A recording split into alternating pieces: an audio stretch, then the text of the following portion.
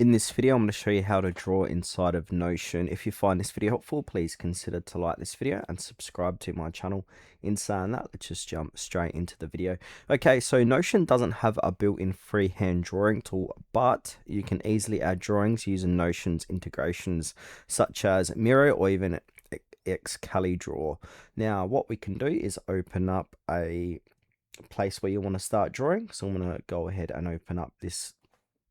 Now, in order to start drawing, we need to go ahead and go to Miro or another drawing website. Then from here, I'm just going to go ahead and create a freehand drawing. So I'm just going to go ahead and write some stuff in here, like so. Don't mind my handwriting. And then from here, we need to click on share. And then from here where it says anyone with a link, we need to change that, make sure that is to viewer, and go ahead and click on copy board link.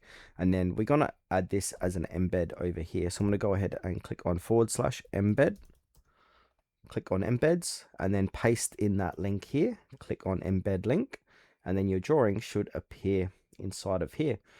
Just wait for it until it loads. There you go. So you can zoom in, zoom out, so you can draw inside of here or here.